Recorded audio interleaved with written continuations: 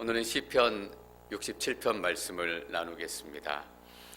타이틀이 이렇게 붙어 있습니다. 시 지휘자를 따라 현악기에 맞춰 부른 노래. 시편 67편은 시이면서 노래입니다. 아마도 이스라엘 백성들이 이 시에 곡조를 붙여서 불렀을 것임이 틀림이 없습니다. 이 타이틀을 보고 이런 소망을 제가 한번 가져봅니다. 내 평생의 삶이 하나님 앞에 한 편의 시로 기록될 수 있으면 좋겠다. 또 한편의 시이자 하나님 앞에 아름다운 노래로 기억될 수 있으면 좋겠다라는 소망을 갖습니다. 우리가 오늘 찬양을 나눴는데 우리의 삶 자체가 하나님 앞에 찬양이 될 줄 믿습니다. 오늘 67편의 작자는 미상입니다. 분명한 것은 다윗이 기록하지 않았고 다윗 외에 어떤 시편 기자가 이 시편을 기록했다는 것입니다. 67편은 신약적인 표현으로 얘기하자면 복음적인 시편이고 선교적인 시편입니다. 그래서 시편 67편을 묵상하면 복음의 기본적인 세 가지 사건에 대해서 저희가 나눌 수 있고 또 얼마나 67편이 선교적인 시편인지 저희가 함께 나눌 수 있을 것 같습니다. 1절 말씀 함께 읽겠습니다. 1절 시작. 하나님 우리에게 은혜를 베푸시고 복을 주시며 그 얼굴을 우리에게 비추소서. 제사장의 기도라고도 얘기합니다. 민수기 6장에 아론이 드렸던 그 제사장의 기도를 압축해서 표현을 하고 있습니다. 아마도 그 찬양대 중에 대표로 한 사람 제사장이 먼저 기도를 외치며 시작했을 것 같습니다. 우리에게 은혜를 베푸시고, 이 축복 기도는 은혜로 시작합니다. 여러분, 우리의 믿음, 우리의 구원은 은혜로 시작하는 것을 기억하십니까? 정확한 표현이라고 저는 생각합니다. 복음이 은혜로 시작해서 은혜로 끝납니다. 그래서 크리스찬 기독교는 은혜로 시작해서 은혜로 끝나는 종교다라고 말해도 과언이 아닐 것입니다. 제가 이전에 사역을 처음 시작했을 때 생각해보면 정말 아무것도 모르는데 뻔뻔하게 여러분들 앞에 서가지고 사역도 하고 또 말씀도 나눴던 그런 시간이 기억이 납니다. 그때 지금 생각해보면 참 그때 은혜였다. 사역했던 것도 은혜고 처음 내가 하나님 만난 것도 은혜였다라는 고백을 하게 됩니다. 근데 제가 더 사역을 하고 더 나이가 들고 인생의 마지막 부분에 서서 제 삶을 돌아볼 때 내가 이 정도 됐으니까 이제 사역에는 완숙해졌다, 삶에는 완숙해졌다라고 고백하는 것이 아니라 그때 그 시점에도 내가 은혜로 살아왔구나라고 저는 분명히 고백하게 될 것입니다. 여러분, 우리는 은혜로 시작해서 은혜로 마치는 사람들입니다. 저는 이 은혜가 여러분 안에서 절대 흔들리지 않기를 바랍니다. 근데 은혜가 무엇으로 시작하는가? 은혜는 용서로 시작합니다. 하나님의 용서가 없었다면 우리 가운데 은혜가 절대 시작될 수 없었을 것입니다. 용서하기 힘들고 또 용서하라는 것이 참 어렵습니다. 그렇기 때문에 받는다, 또 용서의 은혜를 많이 하지만 용서해야 된다, 우리가 용서하는 삶을 살아야 된다라고 얘기하고 강조하는 것은 절대 쉽지 않습니다. 그만큼 용서하는 것이 어렵고 용서하는 것이 쉽지 않기 때문입니다.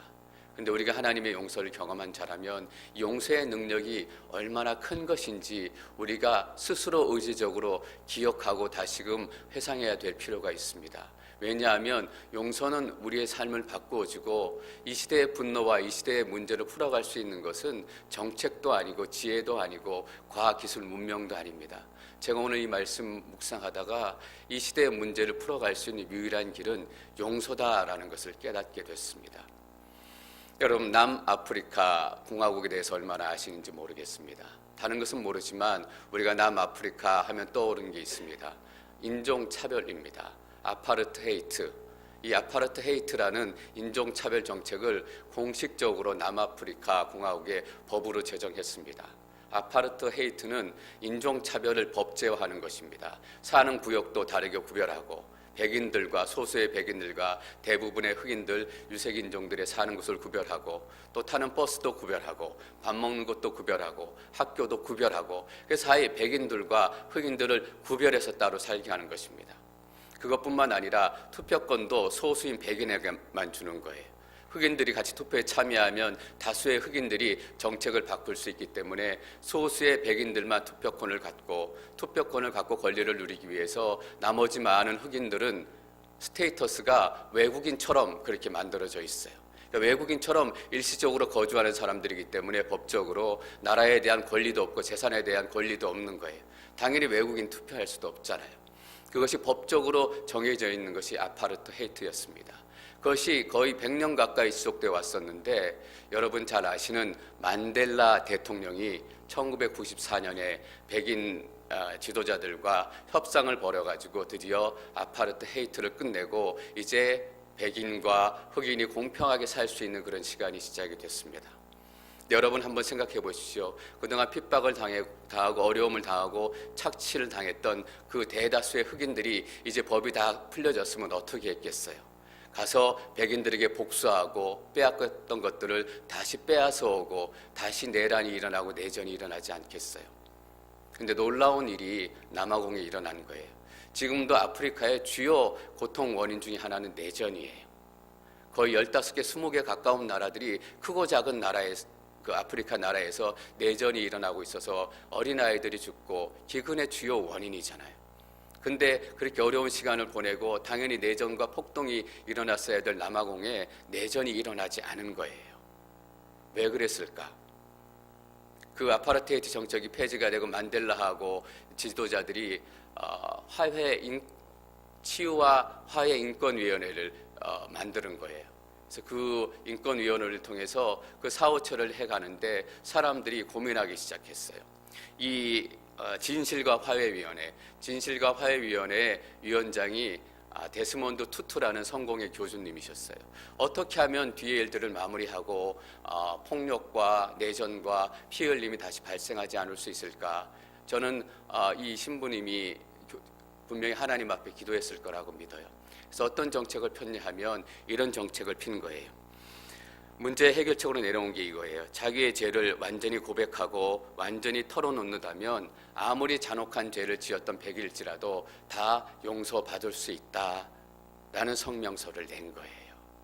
여러분 어떻게 100년 동안 핍박당하고 100년 동안 빼앗긴 사람들이 그런 법안에 동의하고 그런 공포에 동의할 수 있었는지 이것 자체가 하나님의 은혜예요. 여러분 그냥 아무 일도 없었던 것처럼 지나갈 수는 없는 거잖아요. 당한 사람들이 있고 피해 당한 사람들이 있어요. 그렇게 그냥 지나간다면 죄를 지었던 사람들은 그것이 괜찮은 일인가 보다라고 그냥 지나가잖아요. 여러분 하나님은 심판의 하나님이세요. 어떤 분들은 이렇게 얘기하세요. 어떻게 사랑의 하나님이 사람들을 죄졌다고 심판하고 지옥으로 보낼 수 있는가? 여러분 하나님이 심판하시지 않는다면 그게 하나님이에요.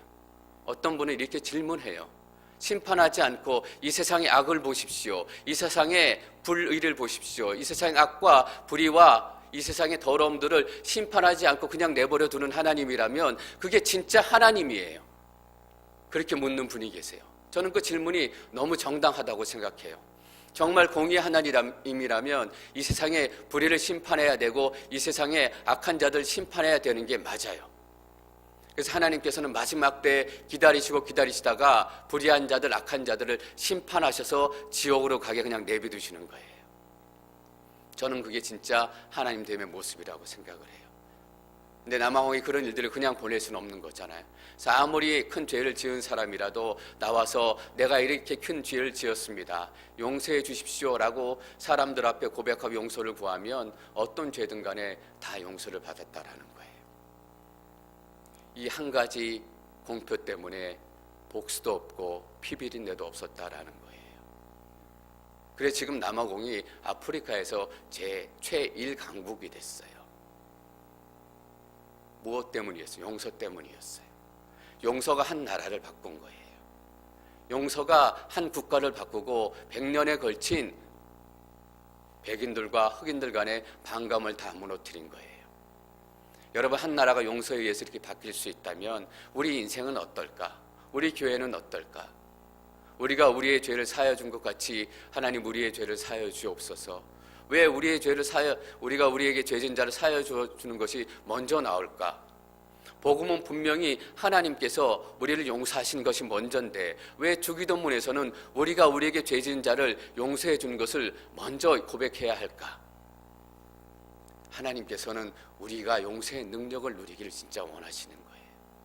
여러분 남아공이 서로 용서하기 시작하니까 용서의 가장 큰 이익을 얻은 사람들이 누구예요? 용서한 사람들이에요. 백인들을 용서하지 못했다면 결과는 뻔했을 거예요. 흑인들끼리도 결국은 당을 나누고 이권을 나누고 서로 죽이고 서로 권력을 차지하기 위해서 아직도 내전이 끝나지 않았을 거예요.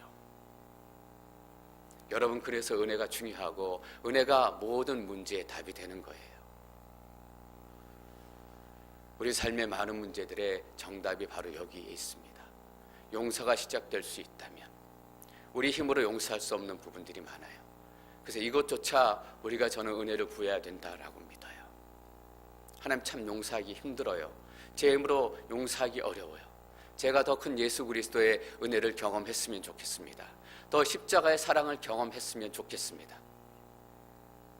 그래서 내 삶 가운데 용서의 능력이 경험되어지기 시작한다면 우리의 삶은 더 큰 변화를 경험할 거라고 저는 믿습니다. 우리에게 은혜를 베푸시고, 맞아요, 은혜를 베푸시는 거예요. 용서로 시작하는 거예요.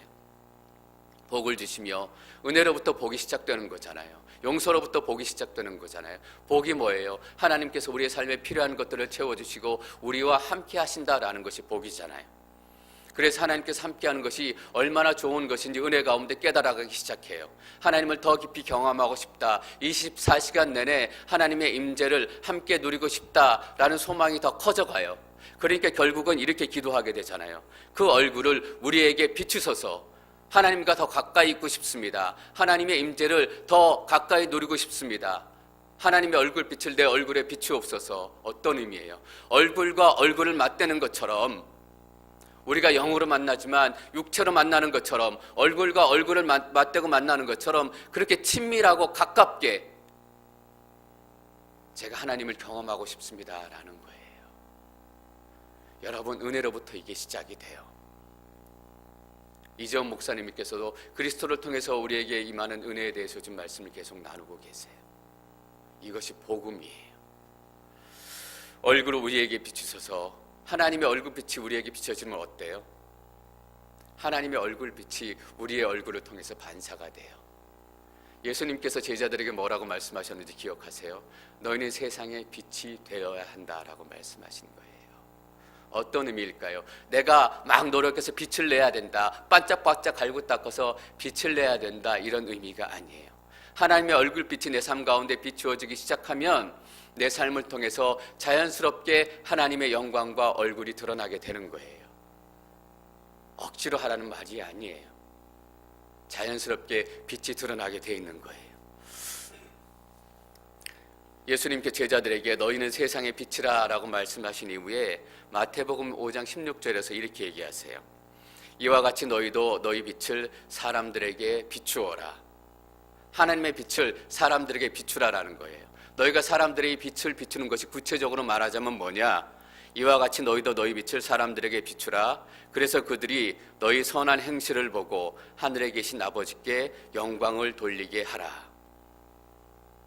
하나님의 얼굴빛이 우리 삶의 선한 행실로 드러나는 거예요. 우리 삶의 선한 용서로 드러나는 거예요.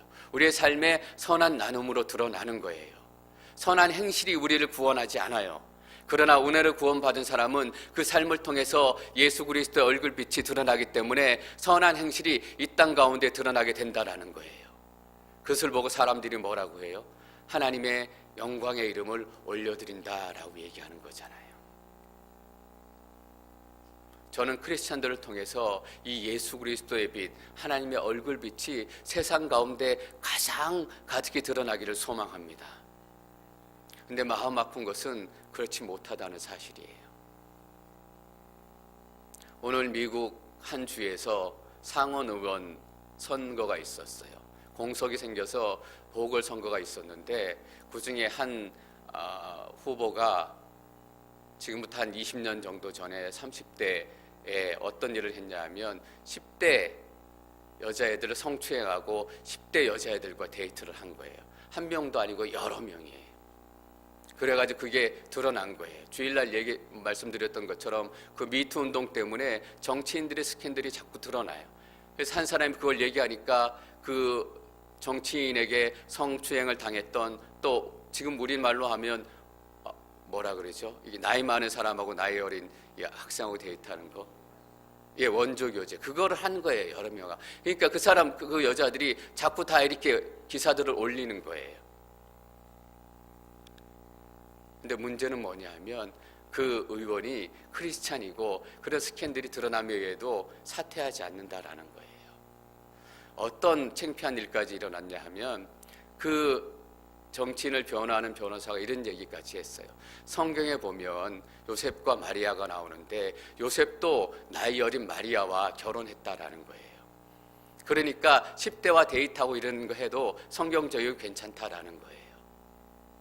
이 이야기를 듣고 누가 크리스찬을 좋아하겠어요?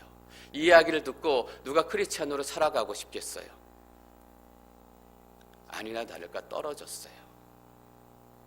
떨어진 것만이 문제가 아니라 당연히 그런 인격을 가지고 그런 삶을 회개하지 않는 사람이라면 정치인으로 떨어지는 게 마땅해요. 근데 상대편에서 당연히 누가 당선이 됐을 거 아니에요. 낙태를 강력히 주장하고 낙태를 강력히 옹호하는 상대편 정치인이 당선이 됐다라는 거예요. 우리 크리스찬들이 세상에 하나님의 영광의 빛을 드러내지 못하고 산다면 우리의 삶이 무너지는 것뿐만 아니라 이 세상이 하나님의 빛을 상실하고 반대의 일들이 일어나기 시작하는 거예요. 전 너무 안타깝더라고요. 늦었지만 그 정치인이 회개하고 잘못했습니다라고 사퇴했다면 그 정치인의 한 사람의 인생, 정치인으로 인생 끊어졌을지 모르겠지만 또 다른 은혜의 때 사람들이 크리스찬에 대해 생각하는 그 생각들이 많이 바뀌었을 거라고 저는 믿습니다. 이게 한두 사람의 문제가 아니고 그들만의 문제가 아니고 우리 삶에도 이런 문제들이 너무나 많다라는 거예요. 크리스찬들이 욕을 많이 먹고 또 목사들이 욕을 많이 먹고 우리가 하나님의 용서의 무게와 용서의 가치를 잊고 살기 때문이에요. 예수 그리스도께서 십자가에 피 흘려 죽으셔서 얻은 게 바로 그 용서예요. 그 용서의 깊이와 무게와 의무를 한다면 우리는 절대로 함부로 살 수 없는 사람이다라고 믿습니다. 그 얼굴을 우리에게 비추셔서 얼굴빛이 우리에게 드러나기 시작하면 이런 일이 일어나기 시작해요. 2절 말씀 함께 읽겠습니다. 2절 시작.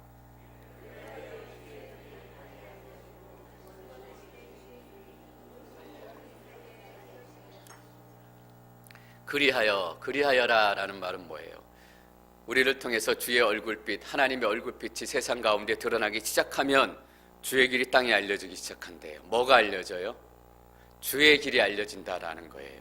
우리의 길이 알려지는 것이 아니라 우리의 인생, 우리의 공로, 우리가 쌓아놓은 것들이 알려지는 것이 아니라 주의 것이 알려진다라는 거예요. 이게 중요해요. 우리는 우리의 것을 알리고 싶어하고 우리의 것을 드러내고 싶어하니까 우리의 얼굴을 통해 삶을 통해서 예수 그리스도의 빛이 드러나는 것이 아니라 자꾸 우리의 욕심이 드러나서 추한 모습이 돼요. 그전에 한번 선교사님 간증보고에 제 간증이 있는데 간증보고를 듣고 제가 늘 마음이 안 좋고 지금까지 좀 상한 마음이 남아있어요. 뭐였냐면 정말 사역을 잘하시는 선교사님이세요. 크게 하시고 활발하게 하시고 그냥 하나님이 주신 은혜, 하나님이 주신 구원의 그런 역사들을 나누시면 좋을 텐데 하나님께서 행하신 놀라운 일들을 자꾸 얘기하고 강조하고 싶어 하시니까 건물을 샀는데 값이 많이 올라가지고 그것을 팔고 다른 건물을 샀는데 그 건물도 값이 많이 올라가지고 지금 우리 선교지의 재산이 얼마입니다. 이런 걸 자랑하시는 거예요. 물론 선교사님의 마음은 그런 걸 자랑하고 싶은 것이 아니라 하나님께서 그만큼 축복해 주셨습니다라는 것을 좀 사람들에게 알려드리고 싶은 마음이었을 거라고 생각을 해요. 근데 저는 그 얘기를 들으면서 우리는 부동산 오른 얘기를 듣고 싶은 건 아닌데 여러분 그 부동산의 값이 많이 올랐다라는 의미는 다른 사람은 가난해졌다라는 의미잖아요. 그게 우리의 간증거리가 돼서는 안 되잖아요. 그것이 우리의 자랑거리가 돼서는 안 되잖아요. 우리가 기도했던 이유, 우리가 예배드렸던 이유, 우리가 사역했던 이유가 우리의 자랑거리가 아니라 주의 것이 드러난다라는 거예요. 주의 길이 드러난다라는 거예요. 여기 보세요. 주의 길이 땅에 알려지고 우리의 길이 있고 주의 길이 있다라는 거예요. 여러분 주의 길들이다라는 표현이에요. 우리의 방법들이 아니라 하나님의 방법들, 하나님의 뜻이 세상에 알려진다라는 의미예요. 하나님의 길, 하나님의 방법은 뭐예요? 은혜고 용서고 하나님이 주신 복이고 하나님의 영광이다라는 거예요. 한마디로 얘기하면 주의 길은 뒤에 보면 주의 길이 땅에 알려지고 구원하시는 주의 힘이 온 민족들 사이에 알려지게 하소서. 주의 길이 한마디로 얘기하면 구원이다라는 거예요. 우리를 통해서 알려져야 되는 것은 구원이에요. 부동산이 올랐다는 것도 아니고 우리가 얼마나 하나님이 축복해 주셔서 많은 것들을 가졌느냐, 물론 이런 것들도 귀한 일이에요. 그것보다 가장 중요한 것은 우리를 통해서 구원이 알려져야 한다라는 거예요. 저는 저를 통해서 여러분 한 분 한 분을 통해서 그 어떤 것보다 구원의 메시지, 구원의 능력이 이 땅 가운데 증거되시기를 축원합니다. 근데 여러분 보십시오. 주의 길이 땅에 어떻게 돼요? 알려졌대요. 구원하시는 주의 힘이 온 민족들에게 알려졌대요. 봄이 오고 여름이 가고 가을이 오고 겨울이 오고 어린아이가 태어나면 그냥 신체가 자라는 것처럼 시간이 흐르면 자연스럽게 된다는 것이 아니라 알려져야 한다라는 거예요. 누군가 가서 알려줘야 되고 누군가 얘기해줘야 되고 누군가 들을 수 있도록 준비해줘야 된다라는 의미예요. 여러분, 그래서 찰스 스펄전 목사님은 시편 67편은 뭐라는 부제를 붙였냐면 선교사의 노래라는 부제를 붙였어요. 왜냐하면 이 알려주기 위해서 누군가 가야 하기 때문이에요. 이것이 다른 말로 하면 선교예요. 1월 초에 저희가 열게 될 유스 컨퍼런스의 타이틀이 Go Therefore잖아요. 가라. 마태복음 28장 19절 말씀. 그러므로 너희는 가서 모든 족속으로 제자를 삼아 아버지와 아들과 성령의 이름으로 세례를 주고 내가 너희에게 분부하여서 가르친 모든 것을 지키게 하라라는 거예요. 가라라는 거예요. 저는 우리에게 너무 필요한 메시지, 특별히 우리 유스 학생들에게 너무 필요한 메시지라고 생각이 돼요. 28장 19절 말씀 전에 28장 18절 말씀에 예수님께서 이렇게 말씀하고 계세요. 28장 18절 말씀 저희가 함께 읽습니다. 18절 시작. 하늘과 땅의 모든 권세가 내게 주어졌다. 하늘과 땅의 모든 권세가 내게, 예수 그리스도에게 주어졌다라고 말씀하세요. 하늘과 땅의 모든 권세가 내게 주어졌다라고 마지막에 떠나시면서 왜 이 이야기를 하셨겠어요? 이게 생략이 된 거예요. 그러므로 이 권세를 너희에게 주겠다라는 거예요. 이 권세를 너희에게 주겠다. 그 다음에 28장 19절이에요. 그러므로 너희는 가서, 내가 너희들에게 권세를 주고 권능과 능력을 주는 이유는 뭐냐? 너희들이 여기 머물러서 잘 살아는 이유가 아니라 가서 모든 족속으로 제자 삼기 위해서 내가 너희들에게 권능과 능력과 성령의 은사를 주겠다라는 말씀이세요. 성령이 임하시면 너희가 권능을 받고 예루살렘과 유대와 사마리아와 땅끝까지 이르러서 땅끝까지 가라고 권능을 주시는 거예요. 이 시대에도 기적이 있느냐 없느냐 논쟁이 많아요.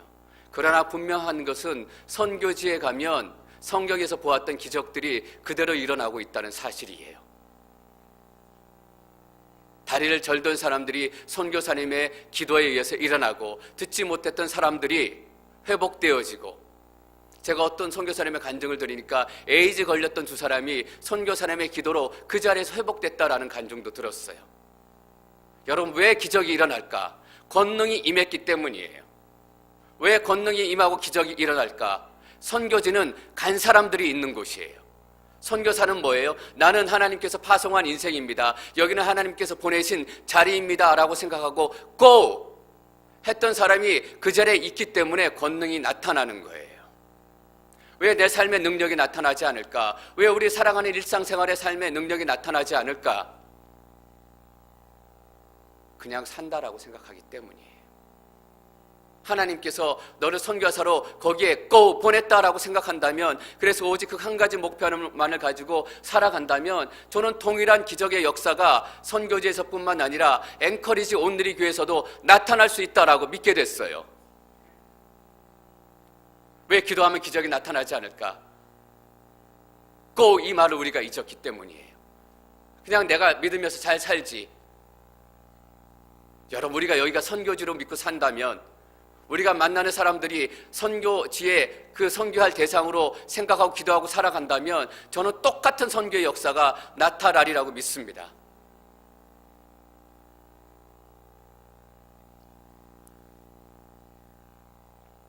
이거예요. 가야 되는 거예요. 알려져야 되는 거예요. 하나님께서 여러분들을 통해서 알려주시기를 원하잖아요. 여러분 보세요. 2절 끝에 보면 구원하시는 주의 힘이 온 민족들 사이에 알려지게 하소서. 1절에서는 어떻게 시작했어요? 우리에게 은혜를 주시고 우리에게서 시작한 거예요. 우리에게 시작한 복음이 온 민족으로 흘러가는 거예요. 여러분, 복음은 나를 구원시키고 우리를 구원시켜요. 근데 동시에 복음은 세상을 변화시킨다라는 거예요. 복음이 우리 안에만 머물러 있어서는 안 돼요. 복음이 앵커리지 온리 교회 안에서만 머물러 있어서는 안 돼요. 우리 안에서 은혜를 누리려고 하면 능력이 임하지 않는다라는 거예요. 여러분, 우리는 120명으로 시작한 사람들이에요. 120명의 마가의 다락방의 첫 번째 교회, 120명의 성도로 시작을 했는데 지금 데이터를 보니까 세계 인구 중에 24억 명이 크리스찬이에요. 12억 명이 천주교, 4억 명이 개신교.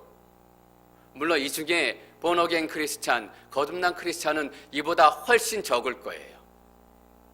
그러나 120명이 지금 10억 명이 되고 20억 명이 되고 기하급수적으로 늘어난 이 증인의 시대에 우리가 살고 있고 그것을 우리가 똑똑히 보고 있는 사람들이에요. 우리가 모든 민족이 되어가고 있는 거예요. 120명이 모든 민족들이 되어가고 있는 거예요. 여러분, 복음은 이런 거예요. 그래서 제가 시편 67편을 복음적인 시편이다라고 말씀드린 거예요. 우리 안에서 시작된 복음, 앵커리지 온누리 교회 안에서 시작된 복음이 하나님이 주신 권능과 능력으로 말미암아 온 민족으로 전파되기 시작하는 거예요. 온 민족들 사이에 알려지게 하소서. 이 선교 사역의 결과가 뭔지 아세요? 3절 말씀 함께 읽습니다. 3절 시작. 오 하나님이여, 민족들이 주를 찬양하게 하소서. 모든 민족들이 주를 찬송하게 하소서. 어떤 목사님은 이 3절을 소망이자 기도이자 동시에 예언이다라고 말씀하시더라고요.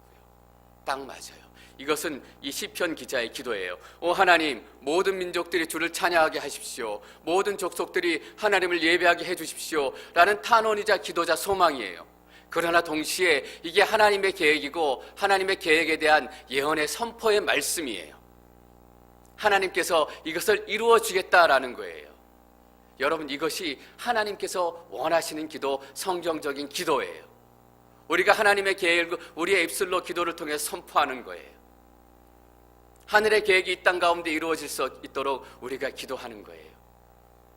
우리 아픔이 떠나게 해주십시오. 우리의 삶의 어려움들이 다 끊어주게 해주십시오. 그 기도로부터 시작해서 하나님이 주시는 이 은혜가 이 열방 가운데 나누어지기를 원합니다. 열방을 통해서 이 찬양의 소리가 멈추지 않기를 원합니다. 새벽마다 기도하잖아요. 우리의 개인적인 기도 제목들도 붙들고 기도하지만 하나님께서 성령을 통해서 주시는 이 하늘의 기도 제목이 반드시 우리의 입술을 통해질 고백되어질 줄 믿습니다.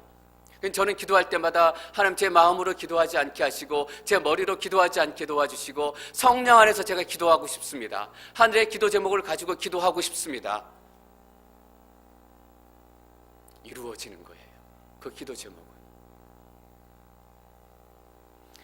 오 하나님이여, 민족들이 주를 찬양하게 하소서. 모든 민족들이 주를 찬송하게 하소서. 찬양하는 거예요. 늘 우리가 찬양해요. 오늘 말씀해 보니까 찬송, 찬양 이런 말이 많이 나와요. 그래서 어떤 원래 의미를 가지고 있을까 찾아보니까 재밌어요. 찬양하게 하소서, 찬양이라는 말이 야다라는 히브리어래요. 근데 여기에 몇 가지 뜻이 있더라고요. 첫 번째 뜻이 던진다라는 거예요. 이것이 찬양이라는 의미로 쓰이는 거예요. 뭘 던져요? 나를 덮고 있었던 욕심을 던지겠습니다. 내가 그렇게 지키고 싶었던 내 면류관을 던지겠습니다. 하나님 앞에 엎드리기 위해서 내가 그렇게 목숨 걸고 지키려고 했던 내 삶의 모든 소중한 것들을 다 던지겠습니다. 여러분, 찬양은 무엇입니까? 손 들고 목소리 높여서 하나님의 이름을 높이는 거예요. 근데 높이기 전에, 찬양하기 전에 우리 삶에 뭐가 시작이 돼야 하냐면 나의 면류관을 집어 던지는 거예요. 그래서 계시록의 24장로들이 하나님 앞에 엎드리기 위해서 면류관을 다 집어 던지잖아요. 그 면류관을 얻기 위해서 목숨도 바치고 사람들의 조소와 비난도 감내하고 때로는 재산도 뺏기고 그래서 얻은 면류관이에요. 어떻게 올라간 사장자리인데 버리고 내려오겠어요? 그 면류관이 사장에 비하겠어요? 목숨을 걸고 얻은 건데. 근데 하나님 앞에 찬양하기 위해서 한 채 망설임도 없이 그 면류관을 벗어 던지는 거예요. 저는 우리가 찬양할 때마다 우리의 삶을 덮고 있는 그 면류관, 그 영광의 옷들이 다 벗겨질 줄 믿습니다. 그리고 어린 양 예수 그리스도의 보혈에 피를 얹는 거예요. 가장 겸손하신 분, 용서를 시작하신 분, 믿음의 창시자여, 온전케 하시는 주여, 그 옷을 입고 하나님 앞에 찬양하는 거예요. 두 번째 보니까 고백한다라는 의미가 있더라고요. 특별히 하나님의 이름을 고백한대요.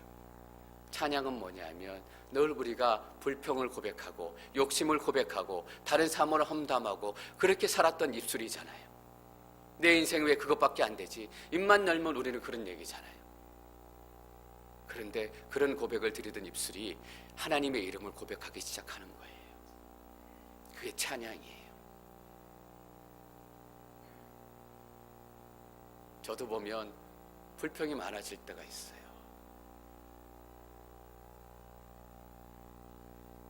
하나님의 이름을 고백하기 시작하는 거예요. 주는 신실하신 하나님이십니다. 그 신실한 하나님이시기 때문에 하나님의 이름을 높여드립니다. 얼마나 신실하시기에 2000년 전에도 지금도 한치도 변치 않는 그 사랑을 우리가 경험할 수 있습니까? 예수님이 달리셨던 그 나무 십자가는 사라졌지만 예수님의 사랑과 용서의 능력은 우리 삶 가운데 똑같이 남아 있습니다. 이 하나님의 이름을 고백하고 또 마지막 뜻이 감사를 올려드린다라는 거예요. 당연해요. 나의 모든 것을 내려놓고 나의 욕심을 내려놓고 하나님의 이름을 고백하기 시작하면 감사밖에 할 수 없는 거예요. 하나님, 나 구원해 주셔서 감사합니다. 나 이렇게 숨쉬게 해주셔서 감사합니다. 들숨을 딱 쉬었는데 하나님께 스탑 하면 어떻게 돼요? 숨 내 몸 뺏고 죽는 거예요. 숨 딱 내뱉었는데 거기서 스탑 하면 못 쉬고 죽는 거예요. 이 시간에도 내가 몇 번의 기적을 경험하고 있는지 모르겠어요. 1분에 60번 정도 숨을 쉬나요? 1분에 70번 정도 맥박이 뜨나요? 1분에 70번의 우리가 기적을 경험하고 있는 거예요. 1분에 60번의 기적을 경험하고 있는 거예요.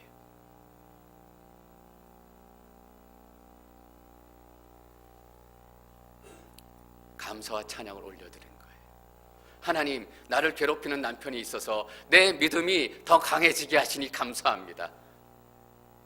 내 삶에 이런 어려움이 있어서 아니면 경험하지 못할 하나님의 깊은 은혜, 용서의 은혜, 십자가 은혜를 경험케 하시니 감사합니다. 감사하는 거예요.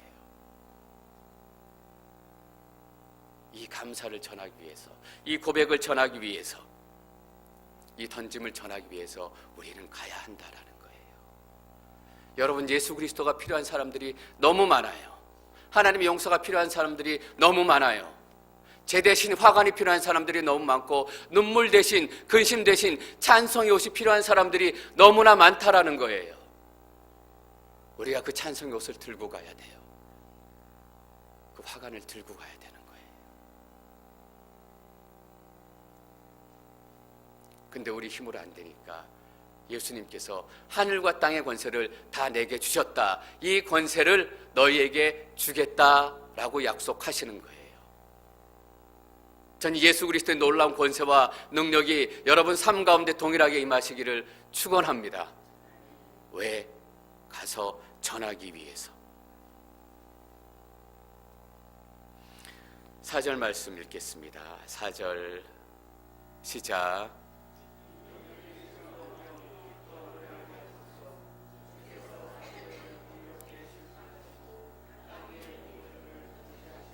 것입니다. 민족들이 즐거워하며 기뻐 노래하게 하소서. 세상 사람들 다 노래하는 것 같아요. 근데 정말 기뻐서 노래하는 사람들은 누구일까? 하나님을 만난 사람들이에요. 예수 그리스도를 만난 사람들은 그 기쁨으로 하나님을 노래하게 되고 하나님을 찬송하게 되고, 여러분 그냥 노래하는 것이 아니라 기뻐 노래하게 된대요. 노래하는 것 자체가 기쁨이라는 의미가 들어가 있는데 여기에 기쁨이라는 단어까지 합쳐졌어요. 얼마나 큰 기쁨의 노래가 들려졌는지. 때는 우리가 탄식의 찬양, 고백의 찬양, 아픔의 찬양도 하나님께 올려드려야 돼요. 그러나 아픔의 찬양으로 시작한 우리의 찬송, 찬양이 이 기쁨의 찬양으로 바꾸어져 가야 된다는 거예요. 그래서 슬픔 대신, 근심 대신 찬송의 노래가 우리에게 입혀지는 것이라고 믿습니다. 천부여 의지 없어서 내가 왔습니다. 내가 그렇게 찬양을 시작해요. 하나님, 내가 왔습니다. 울며 불며 하나님께 돌아왔습니다. 이렇게 아픈 마음으로 시작하고 탄식하는 마음, 탄원하는 마음으로 시작하지만 우리는 하나님을 더 기쁘게 노래하게 되는 거예요.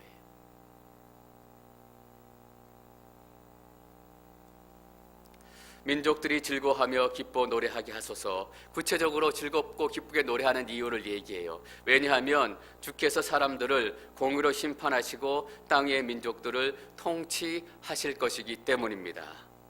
여러분, 공의로 심판하신다라는 말이 실제적으로 안 다가오시죠. 그러나 억울하게 사는 사람들은 공의로 심판하신다라는 말을 얼마나 기다리는지 몰라요. 내가 얼마나 억울하게 당하는 줄 아시죠? 내가 얼마나 억울하게 괴롭힘 당하고 핍박당하는 줄 알고 빼앗기는지 아시죠? 정말 공의의 하나님이 공의로 심판해 주시기를 원합니다.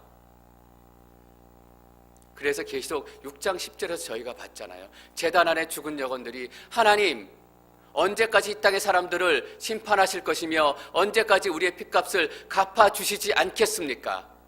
얼마나 억울하고 원통하면 죽은 영혼이 하나님 앞에서 그렇게 기도하고 통곡하고 간구하는 거예요. 며칠 전에 인도에서 목사님 몇 분이 하나님의 은혜를 구하고 기도 모임을 갖기 위해서 이렇게 조그만 집회를 열었어요. 근데 힌두교인들이 그 목사님 2명을 붙잡아 간 거예요. 때리고 패고 죽이고 위협하고, 그리고 내가 복음을 전하는 것이 정말 잘못된 일이다 라고 공식적으로 편지를 쓰고 글을 써서 사과하라고 막 윽박지르는 거예요. 억울하지 않겠어요, 여러분? 그 목사님이 사람들에게 해코지란 게 뭐 있어요? 사람들이 예수 안 믿는다고 목을 조르기를 했겠어요? 돈을 안 주기를 했겠어요? 예수 그리스도의 복음을 어떻게 한번 전할까 싶어서 그들도 이 용서의 큰 은혜, 나라를 바꾸고 인생을 바꾸고 삶을 바꾼 이 예수 그리스도 용서의 큰 은혜를 경험했으면 좋겠다. 그 한 가지의 소망만을 가지고 오히려 없는 사람들에게 밥 주고 아픈 사람들에게 기도해 주고, 옛날 우리말로 하면 버선발로 뛰어나가지 않았겠어요? 근데 매 맞고 잘못했다라고 시인하래요. 제가 그런 상황에 닥친다면 저는 계시록 6장 10절에 나온 그 성도들처럼 똑같이 기도할 게 분명해요. 하나님, 언제 이워서 좀 갚아주시겠습니까? 사람들을 공의롭게 심판하시고, 공의롭다라는 말은 어떤 말이냐면 높은 것을 낮추고 낮은 것을 올린다라는 거예요. 평평하게 한대요. 높은 것도 없고 낮은 것도 없고 땅의 모든 민족들을 통치하실 것입니다. 이 통치한다라는 말은 인도한다라는 말이에요. 여호와는 나의 목자시니 내게 부족함이 없습니다. 그가 나를 푸른 초장으로 인도하시고 쉴 만한 물가에 눕게 하실 것입니다. 푸른 초장으로 인도하신대요. 그 푸른 초장은 어떤 곳이냐면 내가 원래 창조되었을 때 가야 될 곳이었어요. 내가 정상적으로 가야 될 곳이라면 푸른 초장으로 가야 됐었고 쉴 만한 물가로 가야 됐었는데, 죄 지은 세상에 살다 보니까 내 안에 죄가 들어오다 보니까 엉뚱한 곳으로 가기 시작한 거예요. 하나님께서 우리를 통치하신다, 예수 그리스도께 우리의 목자가 되신다라는 말은 바로 이거예요. 우리가 엉뚱한 길로 가고 있는데 예수님께서 우리를 가야 할 길로 인도해 주셨다라는 거예요. 이게 하나님께서 우리를 통치하신다라는 진짜 의미예요, 여러분. 그냥 우리가 하고 싶은 일 하지 못하게 하고 우리를 억지로 포갑하고 억누르고 우리가 세상의 권력의 그 이미지를 가지고 있어서 하나님께서 통치하신다 그러면 우리가 첫 번째 드는 생각이 몽둥이 들고 있는 하나님이에요. 왜냐하면 세상의 통치자들이 늘 몽둥이를 들고 통치했기 때문이에요. 하나님은 사랑으로 통치하시는 하나님이에요. 사단이 우리를 현혹해 해요. 근데 통치한다는 말이 성경에 나오기만 하면 우리는 왠지 두려운 거예요. 하나님께 통치하신다? 좀 겁이 나요. 사단이 통치라는 말을 들 때 자꾸 몽둥이 든 히틀러를 떠오르게 하고 네로를 떠오르게 하는 거예요. 근데 하나님이 통치하신다라는 말은 하나님께서 우리가 가야 될 축복된 길로 인도하신다라는 거예요. 여러분, 거기가 여러분들이 원래 있어야 될 것이에요. 저는 하나님께서 여러분들을 통치하시기를 축원합니다. 그래서 하나님께서 우리 삶을 다 내어드리는 거예요. 나는 어디로 갈지 모르겠으니까 하나님께서 나를 붙들어 인도해 주십시오. 근데 우리는 빠덕빠덕이잖아요. 하나님 저기 한번 가보고, 그래도 저기 한번 가보고, 그리고 내가 부자는 한번 돼보고 죽어야 되지 않겠어요? 그것이 이루어진다라는 거예요. 이것이 기도이기도 하고 소망이기도 하지만 언약의 말씀이다라는 거예요. 그래서 이것이 우리에게 큰 소망이 된다라고 저는 믿습니다. 5절에 보면 오 하나님이여 사람들이 주를 찬양하게 하소서, 모든 백성들이 주를 찬송하게 하소서. 다시 한번 노래해요. 6절 말씀 읽습니다. 6절 시작.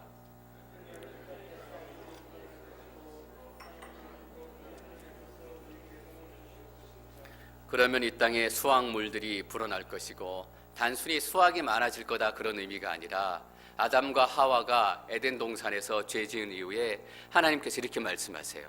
먹지 말라고 말한 나무 열매를 먹었으니 너 때문에 땅이 저주를 받을 것이다. 척박한 땅이 된 거예요. 수확이 늘어난다라는 것은 땅에 임한 하나님의 저주도 제거된다라는 거예요. 땅에 임한 가시덩굴의 저주, 엉겅퀴의 저주가 다 제거되어져서 원래 땅이 내야 될 충만한 소상, 많은 소산을 내기 시작한다라는 거예요. 여러분, 이것이 복음의 또 다른 비밀이에요. 복음은 우리를 구원하고 우리의 개인적인 구원이 일어나게 하지만 복음은 온 세상을 변화시켜요. 저주하던 입술, 불평하던 입술들이 이제는 하나님의 이름을 고백하고 온 민족들이 하나님을 찬양해요. 그리고 또 어떤 일이 일어나냐면 저주받았던 이 세상들이 원래대로 다 회복되는 거예요. 빛을 잃었던 별이 제 빛을 내기 시작하는 거예요. 여러분, 심판 우리 계시록 보잖아요. 빛을 잃어요. 태양이 빛을 잃고 별이 빛을 잃고 그 원래 존재의 목적을 잃어가는 거예요. 저주받았기 때문에 땅이 제대로 양식을 못 내요. 그것들이 다 회복되어지는 거예요. 여러분, 이게 복음이에요. 복음은 개인적이기도 하고 그래서 사회적 세상적이기도 하고 우주적이기도 한 거예요. 좀 어려운 말로 얘기하면. 그래서 복음을 우리 안에 가두고 있으면 절대 안 돼요. 우리끼리 싸우면 안 돼요. 우리를 넘어서야 된다라고 믿어요. 저는 앵커리지 온누리교회 담임 목사로서 늘 그 부담이 있어요. 어떻게 하면 우리 앵커리지 온누리교회 성도님 한 분 한 분이 이 공동체를 넘어설 수 있을까? 우리의 개인적인 벽을 넘어설 수 있을까? 어떻게 선교하는 교회가 될 수 있을까? 여러분들이 개인적인 삶에도 너무나 어렵고 또 편찮으신 분들도 있고 그런 거 생각하면 제가 주저하게 돼요. 그러나 진짜 복음은 그게 아니기 때문에 그 어려움들을 뛰어넘고 그 배려를 뛰어넘고 영원히 70평생, 80평생 넘을 수 없었던 그 벽을 복음으로 말미암아 넘을 수 있도록 하나님의 능력도 함께 구하고 예수 그리스도의 마음도 구하고 우리의 힘으로 어떻게 넘어가겠어요? 더 많은 선교 사역이 일어났으면 좋겠어요. 요거 됐으면 좋겠다, 저거 됐으면 좋겠다. 제가 자꾸 타이밍을 보게 되고 자꾸 주저하게 돼요. 복음은 뭐냐 하면 나를 뛰어넘는 거예요. 단순히 세상에 머무르는 세상도 뛰어넘어요. 온 우주를 향한 거예요. 7절 말씀 함께 읽습니다. 7절 시작. 하나님께서 우리에게 복을 주실 것이니 땅의 모든 끝도 그분을 두려워할 것입니다. 하나님께서 우리에게 복을 주셨습니다. 그래서 땅의 모든 끝이 그분을 두려워할 것입니다. 하나님을 두려워한다라는 말은 하나님을 경외한다라는 말이에요. 하나님을 경외하는 사람들이라고 특별히 신약 같은 데 쓰이면 이방인들이 하나님을 경외한다라는 것을 표현해요. 우리에게 복음이 임하고 우리에게 복이 임하기 시작하니까 그래서 어떻게 되냐 하면 땅의 모든 끝이 하나님을 경외하고 찬송하게 된다라는 거예요. 이것이 선교고 이것이 미션이고 이것이 복음이에요. 저는 2017년이 거의 마감돼가는 이 시점에 하나님께서 이 시편 67편 말씀을 우리에게 허락해 주셔서 너무 감사해요. 여기에 머물러 있으면 안 된다. 뛰어넘어야 된다. 세상으로 나아가고 세상을 넘어서 하나님께서 회복하실 온 우주를 우리의 마음으로 품고 우리의 눈으로 바라봐야 된다. 여러분, 지나가다가 가시다가 별이 보이면 별을 향해서도 선포하세요. 너도 회복될지어다. 달을 보면 달을 향해서 선포하세요. 달 너도 회복될지어다. 그게 복음이에요. 이거 복음의 능력을 제대로 누리는 거예요. 여러분, 이 복음이 은혜로부터 시작이 됐습니다. 용서로부터 시작이 됐습니다. 전 여러분을 맡고 있는 이 삶의 모든 배리어들이 다 무너진 역사가 구체적으로 나타나기를 축원합니다. 저의 벽들도 무너뜨릴 거예요. 저의 무관심, 저의 게으름, 저의 나약함들도 다 무너질 거예요. 여러분, 우리 그런 교회가 되십시다. 120명으로 출발하지만 하나님께서 온 민족으로 퍼져가는 그 복음의 역사를 우리가 직접 보게 하고 계시잖아요. 하나님은 살아계십니다. 살아계신 하나님께서 여러분들을 바꾸실 줄 믿습니다.